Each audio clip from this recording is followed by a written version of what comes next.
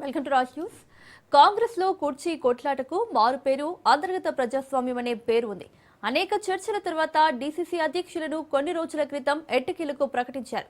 ఇంకా సంగారెడ్డి డీసీసీ, రంగారెడ్డి డీసీసీని CM Revanth Reddy, PCC chief Mahesh Kumar pending లో పెట్టాల్సి వస్తుంది. అధ్యక్షులు వచ్చిన డీసీసీలకు ఇంకా కమిటీలు ప్రకటించలేకపోతున్నారు.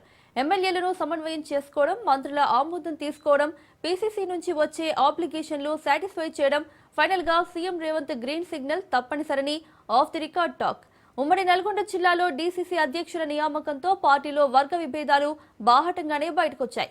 మంత్రి Komatireddy versus DCC Punna Kailash war of words continue అవుతున్నాయి. మంత్రివర్గం, డీసీసీ చీఫ్ వర్గం వేర్వేరుగా కార్యక్రమాలు ఏర్పాటు చేస్తున్నాయి.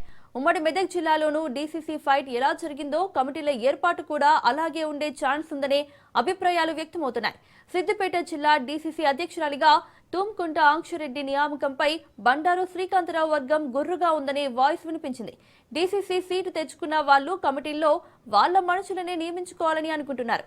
అయితే వ్యతిరేక వర్గం తమ మనుషులను కమిటీలో చొప్పించేందుకు హైకమాండ్ దగ్గరకు వెళ్తుంటారు. మెదక్ జిల్లా డీసీసీ అధ్యక్షుడిగా ఆంజనేయులు గౌడ్ సాగుతున్నారు. జిల్లాలో ఎమ్మెల్యే మైనంపల్లి రోహిత్రావు, మరోపక్క నర్సాపూర్లో పోటీ చేసి ఓడిపోయిన ఆవుల రాజిరెడ్డి బలమైన నేతలుగా ఉన్నారు. గత కొంతకాలంగా నర్సాపూర్లో పోటీ చేసి ఓడిపోయిన ఆవుల రాజిరెడ్డికి ఆంజనేయులు గౌడ్ కు విభేదాలు తారాస్థాయికి చేరుకున్నాయని హస్తం పార్టీ శ్రేణుల ఆఫ్ ది రికార్డ్ టాక్. మంత్రుల పర్యటనలో కూడా ఇరు వర్గాల నేతలు బాహాబాహికి దిగి తన్నుకున్నారు. ఇక్కడ కూడా కాంగ్రెస్ అధిష్టానానికి మెదక్ జిల్లా కాంగ్రెస్ పంచాయతీ తలనొప్పిగా మారిందని చెప్పుకోవచ్చు. మొత్తానికి అన్ని జిల్లాల్లోనూ డీసీసీ కమిటీల ఏర్పాటు హైకమాండ్ కు కత్తి మీద సాము అనేలా ఉందనేది కాదనలేని విషయమని పార్టీ శ్రేణులే కాదు, పొలిటికల్ ఎక్స్పర్ట్స్ కూడా అంటున్నారు.